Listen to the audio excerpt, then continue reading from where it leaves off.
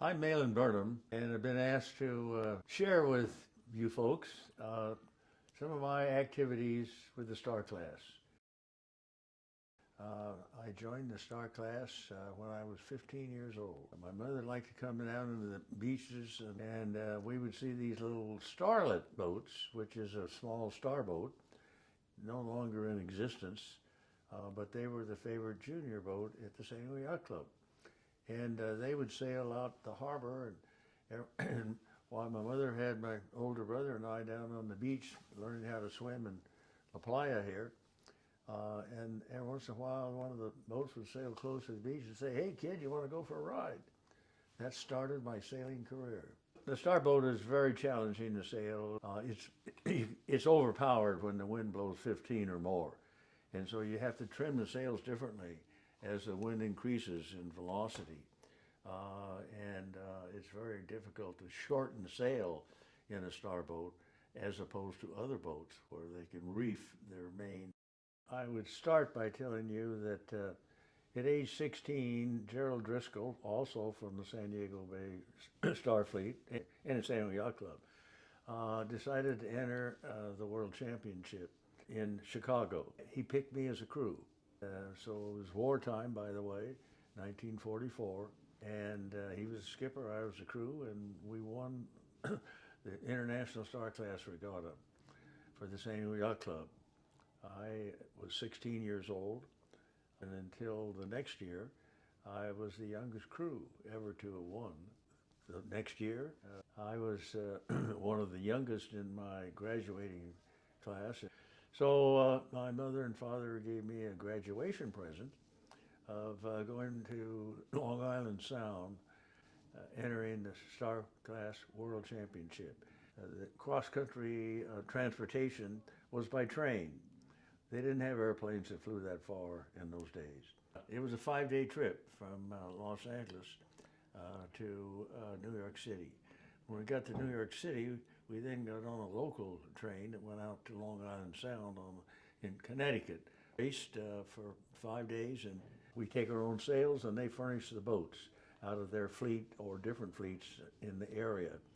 And we drew a different boat to sail every day. Some boats are a little faster than others, but we had our own sails, and we had fast sails. And we, Lowell and I, won the World Championship.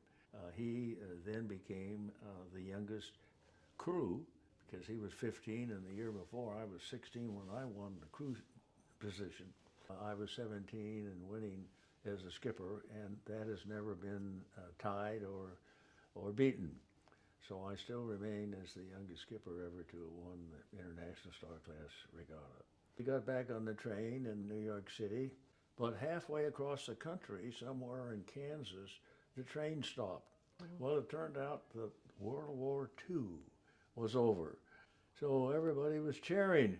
So when we got to Los Angeles and met my folks that drove up to take us home to San Diego, the first two things they said were, first of all, well, congratulations. The second thing they said, Malin, you are going to Stanford.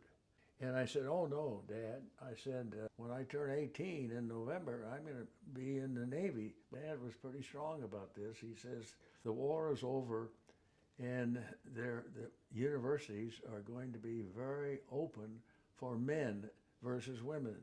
During the war years, the women all went to go to college, but the men were basically going into the military. My dad said that I talked to so-and-so, a business friend of his, and he asked if he could get his son Malin into Stanford.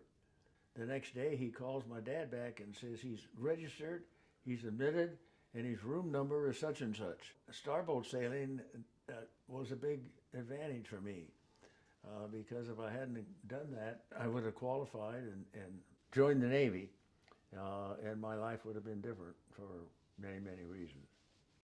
Starting from scratch and you didn't have any acquaintances that have starboats, you would look up and find, for instance, in California, there are starboat fleets. Well, the sooner you can get to an ex, but preferably a current owner of a starboat, go find them and tell them how much you are interested, and you'll find the Star class people are very, very friendly, and it's in our best interest to continue to build these fleets around the world and maintain them in numbers.